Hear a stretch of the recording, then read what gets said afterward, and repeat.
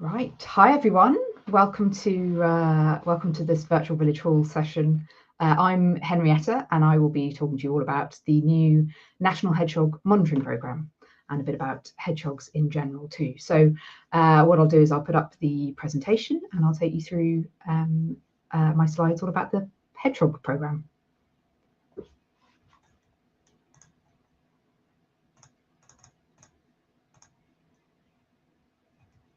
That presentation can go live.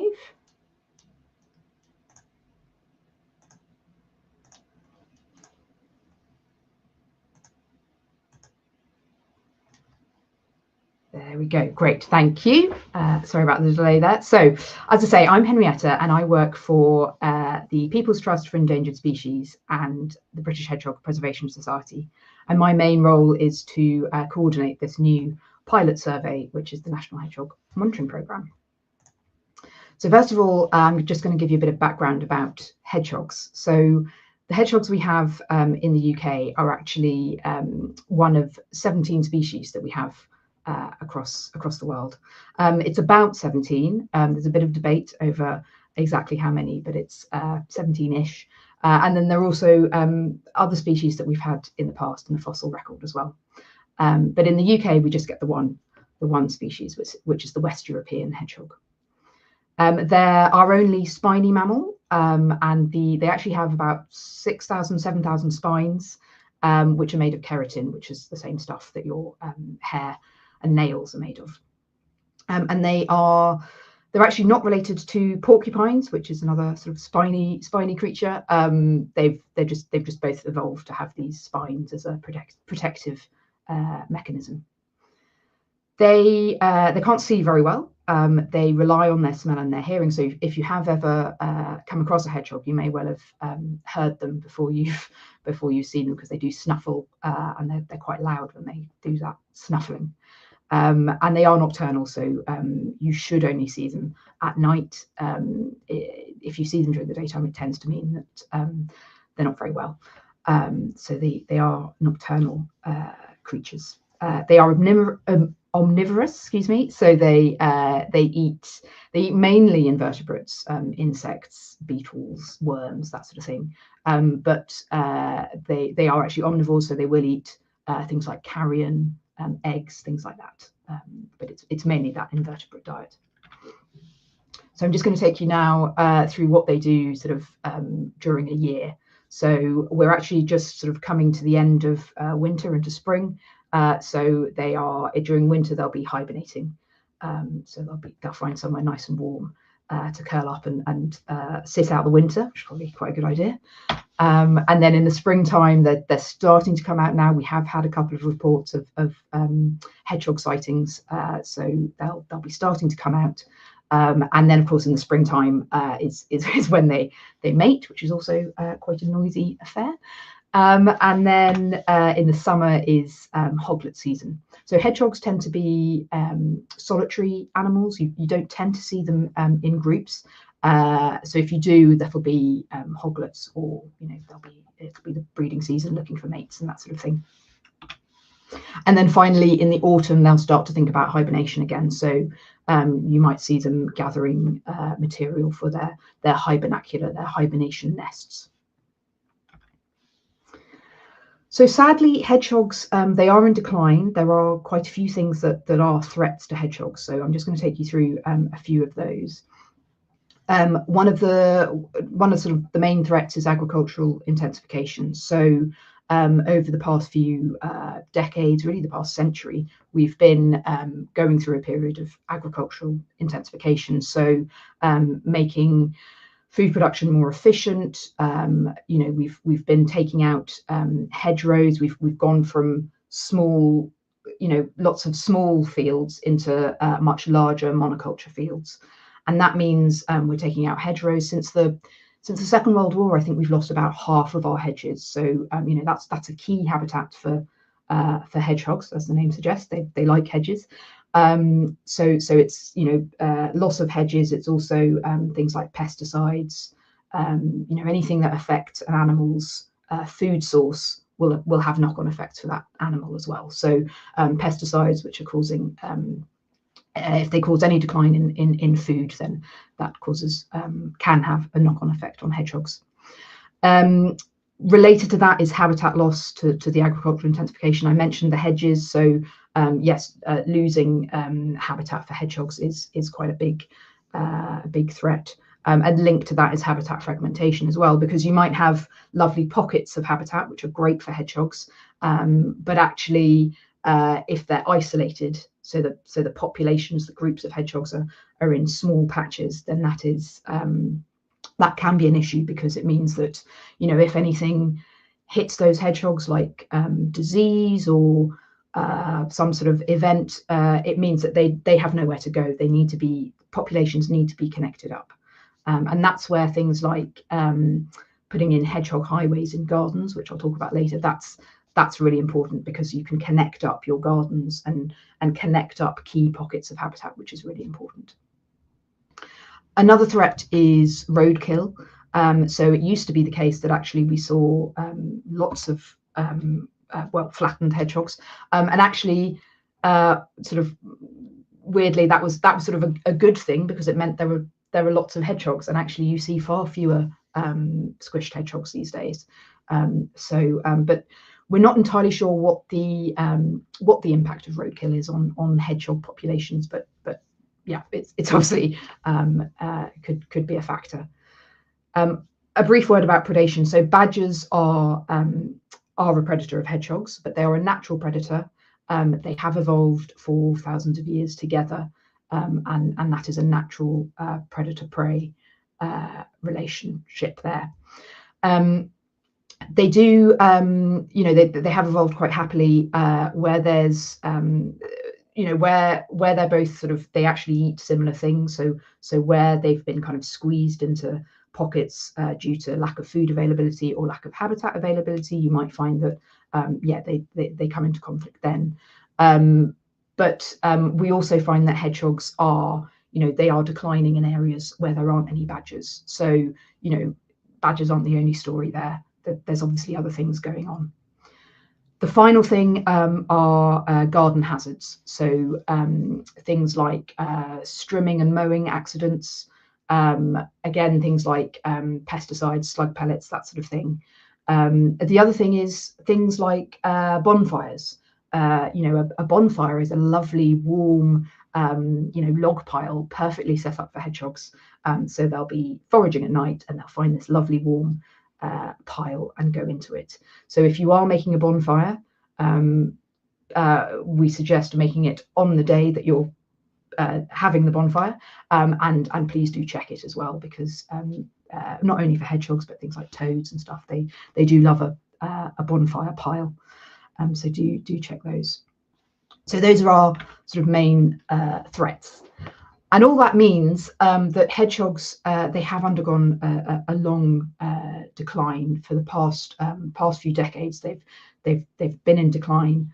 There are differences between countryside populations and towns and cities. So we think that in the countryside they've declined by almost 75% in some areas. Whereas in our towns and cities, you know, hedgehogs do like gardens. They're these sort of pockets of nice habitat for them. And actually, recently, it looks like things are doing better for hedgehogs in our towns and cities. It looks like they might be stabilizing or even recovering slightly. That's based on very early evidence. So we're really talking the last couple of years that the graph has sort of maybe flattened off a bit. So it's very early days to be confident in that, but it's a good sign, and hopefully we'll have more data on that soon. So I'm going to talk to you today about the National Hedgehog Monitoring Programme. Why do we need one? Well, I mentioned there that in towns and cities, we think populations have declined by 30 to 75%. So that's a big range there that I've given. You know, there's what we say is that's a big kind of confidence interval around there. So there's a lot of uncertainty. Is it 30%? Is it 75%? 50%? You know, so we don't know for sure. Our estimates are based on sort of what we call relative trends, so relative changes. So it's based on lots of different surveys, and it's quite difficult to compare across different surveys. What I've got there on the right is our big hedgehog map. So this is where anyone can go online and log their hedgehog sightings. So if you've seen a hedgehog, dead or alive, you can go online to the big hedgehog map, and you can just say where you've seen a hedgehog. But what you'll notice there is we do have, we've got good coverage. We've got quite a few records there. But what that tells us is where hedgehogs have been seen. But you'll see there's lots of grey, there's lots of gaps where we haven't got hedgehog records. Now, that doesn't necessarily mean that there are no hedgehogs in those areas. It means that that we haven't had any records. So either people don't live there, or people live there but they don't know to record their hedgehogs, or it could be that there aren't any hedgehogs. So there's a number of factors there. The other thing is that with these records, they're a really great source of information. I would urge you, just as a side note, any species that you see, you can submit what we call biological records. So you can say, I've seen a bee, I've seen this type of plant. Those records are really important. So if there's a number of different websites where you can record your sightings of things, and they're really valuable for conservation planning. We need to know where species are so that we can protect them. Anyway, sorry, that's a side note. But what it tells us is where species are. It doesn't tell us how many there are, and how many is it's really important, because it gives us a sort of early warning sign. So with records like this, where we've got, okay, hedgehogs, and then suddenly in 20 years, no hedgehogs, there's not much we can do about that. There've been hedgehogs and then there aren't any. Whereas if we know, okay, there's 50 hedgehogs this year, 40, 30, we can then see, okay, there's something going on there. They're in decline. And it gives us a warning so that hopefully we can then put in some conservation measures and help our hedgehogs, or whatever else we're looking at that time. So knowing numbers of things is really important. It gives us a chance to actually help and to target conservation measures. So we need a survey that counts our hedgehogs and is consistent, and means we can compare across time and across different habitats and different regions. So this is where the National Hedgehog Monitoring Programme comes in. So we want sort of repeatable protocols, so methods that we use the same methods every survey, every year, in every place, which means we can compare across the surveys. I've said there we've got standardized effort. So what that means is we know exactly everyone's doing the same thing. Everyone is spending the same amount of time looking for hedgehogs. So for example, you could say, I've seen a hedgehog when I've been looking for one for an hour, whereas someone else may have been looking for 6 hours and only seen one hedgehog. And so how do you compare those two results? So that is effort. So we want to standardize effort. In our case, our survey is a camera survey. So it's actually the standardized bit is how long the cameras have been out and recording information.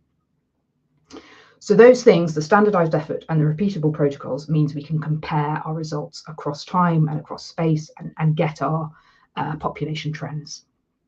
So we can look at trends over time. We can have these robust population estimates, so estimates that we can trust and we can really use to then inform policy. The other thing there is we can get data on other species. So I mentioned that this is a survey using cameras. So the cameras are on continuously, and they're capturing lots of images of all sorts of things, which I will show you a bit later. And then hopefully what will happen is that these results, these population estimates, will help us to identify where hedgehogs are doing well, where they're struggling, and we can target conservation measures. And we can also start to identify drivers of change, what's causing their declines in certain areas, or equally, what's working, what are healthy hedgehog habitats. And that will all feed into our National Hedgehog Conservation Strategy. So this is a new document that PTES and BHPS have drawn up together with lots of other stakeholders, and it's really a sort of it's a step towards, you know, national conservation of our hedgehogs. So how does the survey work? Well, it works through a network of regional hubs. So on the left there, that's a map. It's a sort of conceptual map. This doesn't represent where our sites are, but we have these regional hubs which are run by volunteer organisations like wildlife trusts, universities, mammal groups, all sorts of people, and they're responsible for coordinating a number of surveys in their regions. So each of these hubs will coordinate surveys at up to 5 sites. So that's in this middle circle, you've got your 5 sites. And then each of those sites, we put out 30 cameras across a 1 kilometre square area, and we leave those out for 30 days. And then the idea is that those we collect those cameras in, and then they're then moved to the next site within that hub's remit. So that's how each hub can survey several sites. So as I say, this is one of my colleagues putting out a camera. So we put these out on trees and posts across a site, and we leave them out for 30 days, and they're taking photos, not videos. I'm just going to talk very briefly about the methods. I'm not going to go into too much detail about this, but what sets this survey apart from traditional surveys using cameras is this method called the random encounter model, which is a particular statistical method. But basically what it means is, traditionally, where you use cameras, you can say, you know, you might have a camera in your garden, for example, and you can say, okay, great, I can see I've got a hedgehog visiting, or there's a fox on site, or something like that. What you can't do is say how many you've got, unless you're very familiar with them, and you know, sometimes you can identify key characteristics, and you can, you know, you might have your particular individuals that visit, but generally you can't distinguish between hedgehogs. So we wouldn't be able to say from a camera, okay, you've got 5 hedgehogs. This new method allows you to actually be able to count the number of hedgehogs. So based on how fast the animal is moving and where it is, what the model does is it says, okay, across the 30 cameras, across the 30 days, we've seen 50, we've had 50 hedgehog encounters. Does that mean you've got 50 hedgehogs? Or if they're moving at this speed and they appear at these cameras, how many hedgehogs is that likely to be? So that's what this model does. And in order to do that, we have this stripy pole, which my colleague is showing there. And it just means we have to take a map of the field of view. We have to take a series of images with this stripy pole. And that sort of creates, you can then create a kind of 3D map of the field of view, which you can then relate the animal to. When you see, if we later see a hedgehog on this camera, we can use the position of the poles to work out exactly where it was, and therefore how quickly it was moving. It is quite a bit more complicated than that, but hopefully that gives you a little overview of what we do. So we put the cameras out and we have to calibrate them in that way with the poles. Once we've done that and the cameras have been out, all the photos then go on to a citizen science online platform called MammalWeb. And this is the bit that I really want to talk to you about today. So if you go to mammalweb.org/NHMP, you'll find the NHMP page. So MammalWeb is a platform for camera trapping or trail camera images. So there are projects from all around the country, and it's a sort of repository for images. And then what you can do is anyone can become a spotter on MammalWeb, which is where you go online and you look through the images and you say what's in each of the images, what different animals are in each of the images. And this is really important. We couldn't do it without spotters, because we have 40 sites across the country, which, you know, each made up of 30 cameras out for 30 days, taking photos all the time. So that's an awful lot of images.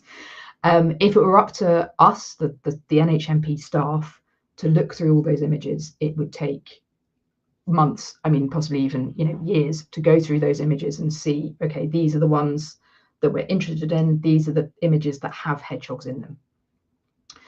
So what we need are lots of volunteers to go online and look through our images and actually tell us these are the ones that have hedgehogs in, and these are the ones that have other things in, so that then we can prioritize the ones that have hedgehogs in, and we can then analyze those and get closer to our density estimates, to our, you know, this is how many hedgehogs we've got. And that's really important, because then that means we can put in those conservation measures. So this is a way where you can directly contribute to science, to hedgehog conservation, and it's good fun, and hopefully I'll show you next.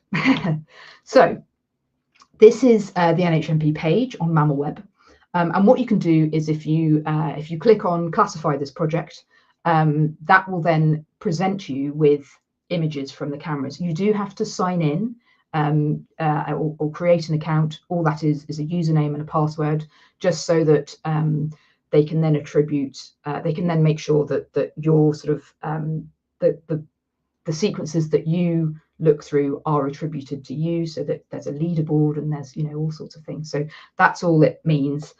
So you do need to sign up, but you're then presented with sequences from lots of different cameras, and you then just say what you see. So in the graph here on the bottom right, that shows you how many sort of what species have been spotted. So I'm not sure, there might be a bit small there, but actually the most spotted species, the species that appears the most on our cameras, is livestock, so cows and sheep, and then there's grey squirrel and pheasant. Hedgehogs are, I think, number 10 or something in there in the national project. So we do have lots of hedgehogs, but we do have a lot of other things as well. So don't assume that you will always see hedgehogs. The other thing you can do is actually, if you don't click classify this project, you can go down the screen and it presents you with lots of our sub-projects. So if you're interested in a particular area, you can actually see on the page there's lots of different areas. This is just a sample. There's a lot more than that. We've got them basically from the Isle of Wight all the way up to Aberdeenshire. So if you're interested in a particular area, you can click on a particular site. So you can then click on the particular image, and you can then choose to classify from that project. So here I'm interested in Wiltshire. I've gone to the Wiltshire hub. Again, you can see the most classified species is livestock, but the species order has changed slightly. So then if you click on classify this project, you're then presented with a sequence from the cameras. So each sort of set of images, they're grouped into sequences. So if the camera has been triggered in quick succession, it assumes that that's one animal, and it groups it as a sequence. So this is, as I say, the photos, they are photos, not videos, but they're grouped into a succession of images. So you'll see here, you're presented with a sequence, and you just go through by clicking on the arrows. You click through the images in the sequence to see what's in there. So hopefully there, do please comment if you know what it is. Hopefully some of you will know what this is. So the next thing to do is say, is tell Mammal Web what's in there. So hopefully you'll see that this is a hedgehog. So what we want you to do is then in the list here on the right hand side is click on hedgehog, which is here. So this list on the right, this contains mammals and birds. And actually on here, what was presented with you first is common species. But you can click on the list themselves. So if you go to mammals or birds, that then gives you a much more detailed list with many more species. And you can also use the search function as well. But here, that was a hedgehog. And you'll notice there, if I go back, so this is one sequence. And what we want you to do is just do one tag for the sequence. So you don't need to tag each image. So you've got a hedgehog there. We can click on hedgehog. When you click on hedgehog, you're presented with some information. And you can say, if you can tell the sex or the age, which you won't generally be able to do with hedgehogs, how many there are, whether you're confident, you know, just to give us an idea if it's a tricky one, then we can kind of flag it as needing to be verified, perhaps. So then you'll see when you click OK, you'll then see that your tag has appeared. So this is your tag for the whole sequence. If you do see another animal in the sequence, then do put another tag in there. So if sometimes we've had, you know, a hedgehog and a rabbit, for example. But that's generally what you need to do. You'll see there's a thumbs up sign. That's just a like. So if there's an image you particularly like, you think would be good for social media or for the team to see in some way, then just like it, and the Mammal Web team will see it, and also whoever's uploaded the image will be able to see that. I'm just going to take you through a couple of other functions. So you'll see there's a location button at the top. If you click on that, that can be quite helpful because it gives you an idea of where the camera was. So it'll give you a kind of rough location. It won't give you any more detail than this, but it tells you, for example, so we have some cameras where you might find a red squirrel. You'll notice that the nighttime images are black and white. So if you have a squirrel and it's black and white, you might not be able to tell whether it's a grey squirrel or a red squirrel, for example. Red squirrels you only get in certain parts of the country. For example, if you click on the location and it pops up in the Isle of Wight, then that will tell you that actually that's a red squirrel that you're seeing, not a grey. So location can be quite helpful. Also, it can just be nice to know where you've, you know, where this image is from. The other thing to point out is this button here, which is the, if you look at the green circle, this is the invert or the sort of negative function. And what that does, if you click on that, is it makes it look a bit like a negative. So that can be really helpful with nighttime images because it can kind of give you more of an outline here. So if I go back again, you can just about see there, hopefully, that there is a deer there, but that gives you a bit more outline. That's particularly useful for nighttime images, doesn't really work so well for daytime. And this one in particular, actually, this is a, what we can see is it's a deer species, but I wouldn't like to say for any certainty what type of deer it was. So again, on the list on the right there will be just deer species. And there are things like unidentified bird or rodent, that sort of thing. So if you don't know what it is, but you know it's kind of some kind of mouse or some kind of deer, then you can click on those as well. The other thing to say is that I'm not sure if you can see with this one, but there are some green circles at the bottom of the image. And that represents all the photos in the sequence. So what you need to do is go through all the photos within that sequence, tag the sequence just the once with, in this case, deer species, and then you click on next sequence. And then that saves your classification, your tag, and then you can go on to the next sequence. That's when it can get quite addictive because then you see what's next, and then you see what's next. And, you know, you can't, before you know it, hours can go by, and it's very easily done. So I'm just going to show you some other sort of features within Mammal Web. So this is my dashboard. So if you go to contribute at the top of the sort of the green banner, you can go to your dashboard, and this will tell you how many sequences you've classified, you've gone through.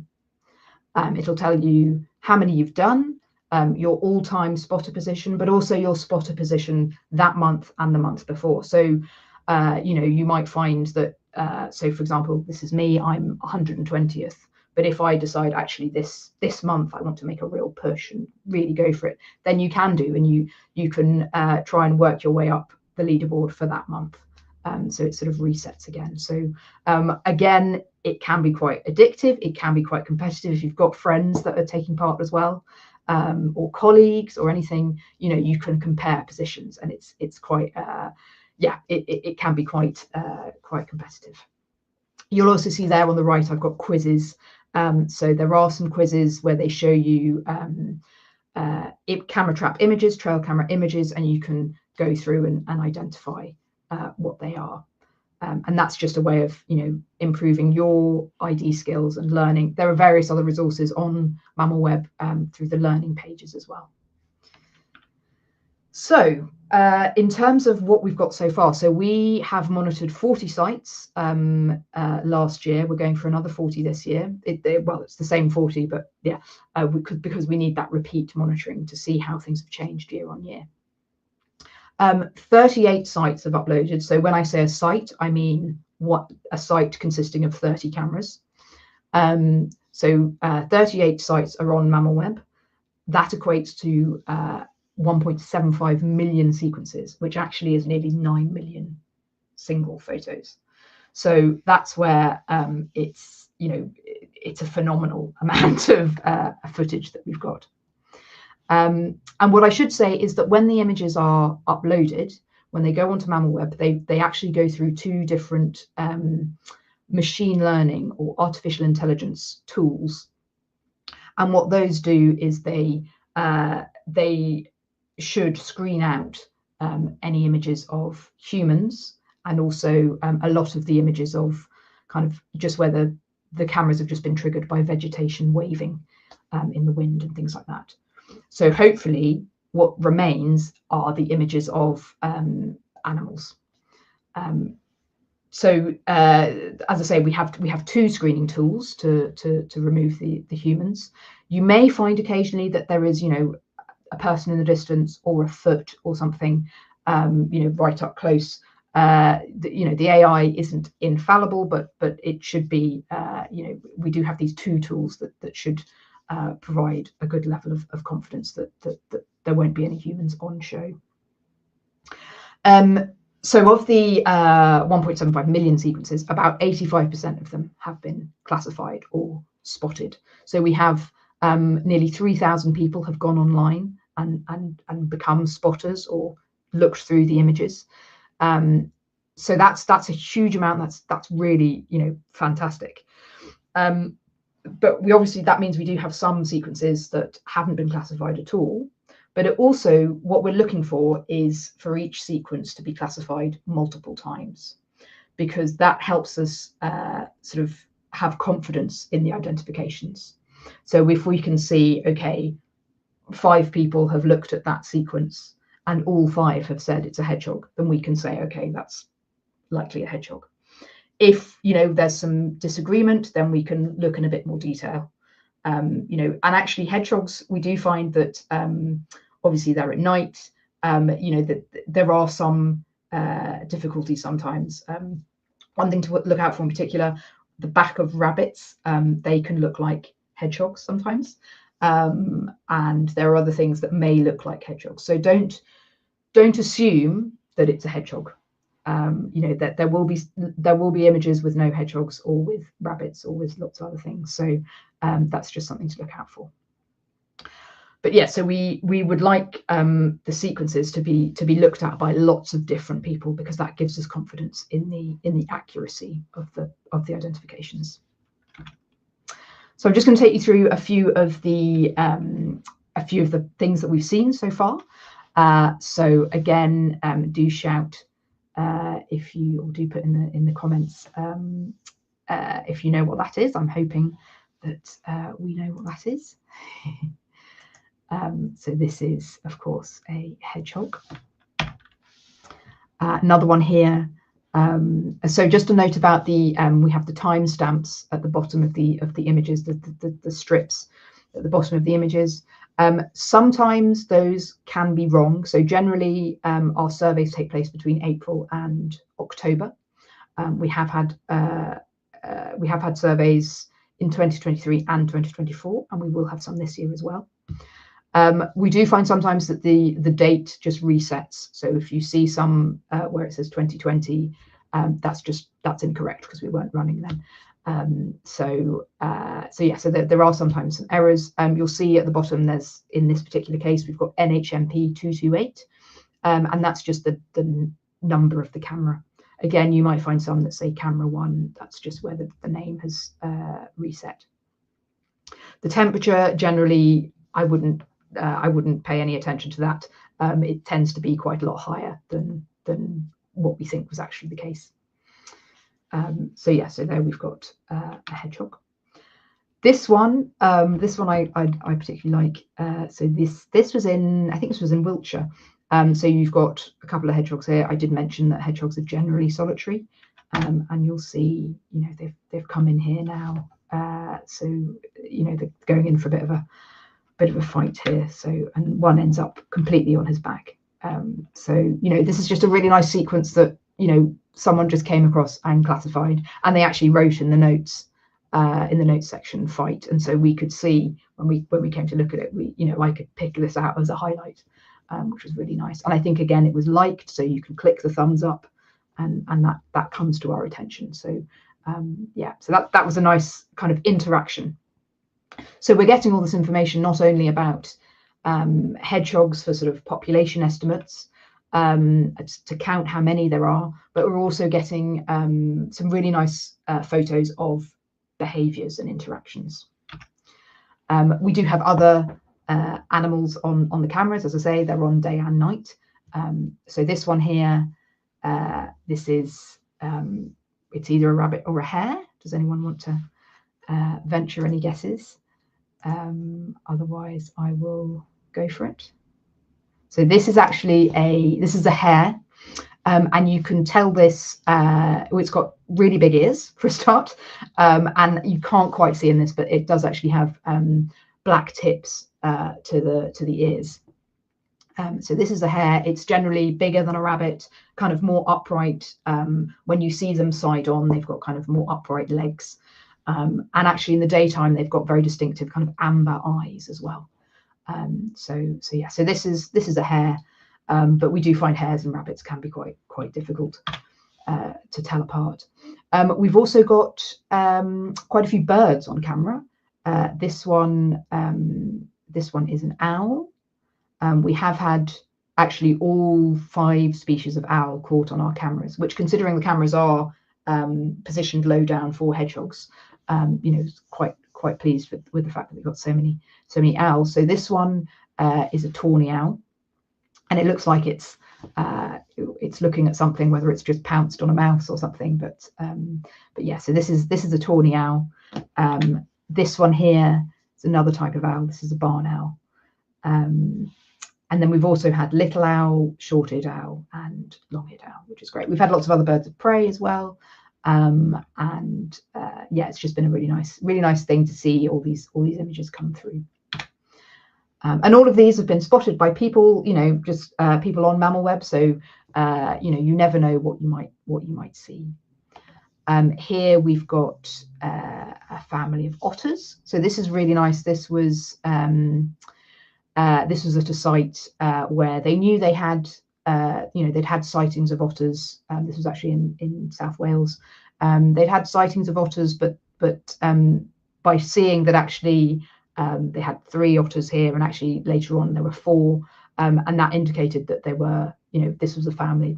They had bred on site. So that's really nice, a really nice piece of information for that site. We've also had bats, which I was quite surprised by. I'm afraid I couldn't tell you what type of bat that is. Again, on the lists, on the identification list, you have bat species, which you can tick. So, but again, I wasn't expecting a bat, so that's really nice to see those. This one was in Dorset, I think. And then this is quite an unusual thing to see. So I'll just leave that for any of you to have a think about what that might be. And I've only seen one. I think I've only seen one once. I have seen a dead one, but I have also seen a live one. You don't come across them that often. So this is it's actually related to sort of stoats and weasels and badgers and things like that. This is it's a polecat or ferret. So polecats are the type you get in the wild, and then you have obviously domestic ferrets as well, which are related to polecats. And actually, they're so closely related that they interbreed, they hybridize. So it's actually very difficult to tell polecats and ferrets apart. So this is, we say, is polecat or ferret, and actually on Mammal Web it says polecat or ferret. But they have these sort of facial markings, and they're quite sweet looking, really. We had a little one of these. We had a kit as well, which was really nice to see, a little young one. Just to show that they're not all daytime, not all nighttime images. We do have lots of lovely daytime images as well, which of course are in colour. So this is a red fox. This is in one of our sites in Glasgow, and you can see there that's actually from 2023. That was October 2023, and that's just, I don't know, it's just a particularly handsome fox, I think. So that was a lovely sighting.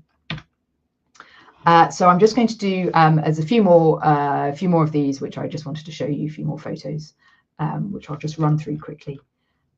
So this one, we have quite a few of these, images of particularly this species, but other species as well. That they can obviously see the camera, or they can possibly even hear it go off, and they're curious, and they really are quite curious and go right up to the camera. So we have a lot of these sorts of shots. So this here is a pheasant. It's a male pheasant because of the red on the eyes. This again is someone taking a bit of interest in the camera, wants to know what's going on. This is a grey squirrel. So grey squirrels, just to point out, do have a sort of, they can have a bit of a reddish, gingery hue to them, but it doesn't mean it's a red squirrel. So red squirrels generally have kind of quite tufty ears, and they are they are red all over. But yeah, they're generally kind of much more tufty, and as I say, you only get them in certain pockets of the country. So yeah, so this is a grey squirrel. This one I put in. This is slightly unfair of me because it's quite difficult, but it just really tickles me, this picture. I don't know why. I just excuse me. It just makes me giggle. So I'm just going to leave that there just for you to have a look at. You can see there some knobbly knees. Yeah, it just makes me giggle. So this is actually a sheep, but it's just sheep legs. I don't know. I like this one. This one, quite difficult. We have had it before. I have shown you a picture of one earlier. This little face down here, if you can't see it, down on the right hand side. So this is an otter, and yeah, just sort of popped up to say hello. So that's quite a nice little record as well. This one, we've caught quite a few of these on cameras, which is really nice. Again, you might not see them that often, but this is a stoat. With that black tip to the tail, that makes it a stoat. If it doesn't have the black tip, it's a weasel. Weasels are also a bit smaller, but that's quite difficult to tell when you've got a camera trap image. But yeah, this is a stoat. This one I just put in just to kind of, I guess, a bit of awareness, really. So this one, if you have a look at that, it does look quite spiky. But if you bear in mind that this is, it's actually just very close to the camera. So actually this is a badger. So badgers we get quite often confused with hedgehogs, because they're right up close to the camera. And actually when we then clicked through the rest of this sequence, so we clicked through the rest of the images, you then see the badger kind of walk along, and you can see for definite that it is a badger. So yeah, so just be careful of that. If you wet badgers quite often look like spiky hedgehogs, And as I say, rabbits, the rabbit backsides quite often look like hedgehogs. So things like that. Also, of course, rocks can look like hedgehogs. So just do have a look, and make sure you look through all the images in the sequence, because they can give clues as well. The other thing to say is hedgehogs, of course, are nocturnal. So that's a bit of a clue as well. If you're seeing something in the daytime, it's unlikely to be a hedgehog. It could be. Having said that, we have had an image, a daytime image of a hedgehog, or a kind of twilight image. But generally, yeah, if it's in the daytime, definitely have a second look to make sure that it is what you think it is. We have had quite a few birds, as I've said. This one, again, it's quite a common bird, but they can be quite timid, I suppose. So they tend to sort of be quite inconspicuous, but they are a lovely bird if you do see them. So this is a jay, and it's related to crows, but they're sort of this peachy colour, and they have this lovely flash of blue on the wing. And then lastly, I had to, of course, put this one in, because again, I just love his little feet, or her feet. So this is a hedgehog, of course, and yeah, it's just a nice little image. So yeah, so those are the sorts of images you might come across. You might, of course, come across blank images. There might be cars as well. We do occasionally have cars in shot as well. And I'm not saying that every image will be fantastic, but I have to say you do come across some really nice ones. So you can see how it's it's a really nice activity to do. As I say, it can be quite competitive. So yeah, do bear that in mind. But if you've got internet access, you can do it from the comfort of your home. You don't have to go out at night to see hedgehogs. So it's a nice thing to do. So please do take part. And the great thing about it as well is that you're directly contributing to science. So it would be fantastic if you could take part. We'd really, really appreciate it. So a bit more information you can find on nhmp.co.uk. That's our webpage. And you can also email us at nhmp@ptes.org. On that website, you'll find this video, which is the NHMP Guide to Spotting. That's basically goes through everything that I've just talked about. But it gives you kind of screenshots and talks you through how to do the spotting. So if you need a refresher, do go on there, and you'll see how it works. But that's it. So thank you very much. And if anyone has any questions for me, do pop them in the comments, and yeah, I'll go through them now. I should also say a massive thank you to all our volunteers that help put out the cameras, all our spotters that have taken part so far, and of course our project partners. So it's a big team effort between us, PTES, BHPS, but also Durham University, Mammal Web, Nottingham Trent University, Zoological Society of London, and London Hogwatch, who do sort of camera surveys within London, and our funders are Natural England. So it's a huge team effort, but most of all, most important are our brilliant volunteers. So I just wanted to say that. So I'm just going to have a look if there are any questions. So I think I've answered this, but we've got a question. If the camera captures other animals, do they get logged too? Absolutely, yeah. So the cameras are on continuously for 30 days, 30 nights, and they capture all sorts of things. So what we do with that data is our main priority at the moment is hedgehogs. So this is a pilot to kind of show that it works, hopefully. So the whole kind of setting up of the cameras, the citizen science aspect, the volunteers, it's to check it's to check that all that works, and all the kind of data processing as well. And we want to do it for hedgehogs, but then also because we're getting all this other data on foxes, badgers, squirrels, lots of things, hopefully we can then further down the line produce density estimates for those animals as well, but also for the less common species, we just have a record that they're present. So we've had things like pine martins, and some of the bird records are really exciting. So so we do use all that data. Another comment: what is the best thing we can do to help support hedgehogs and keep them safe? So there's a number of different things. If you go onto, so our kind of sister project is Hedgehog Street, which again is run by PTES and BHPS.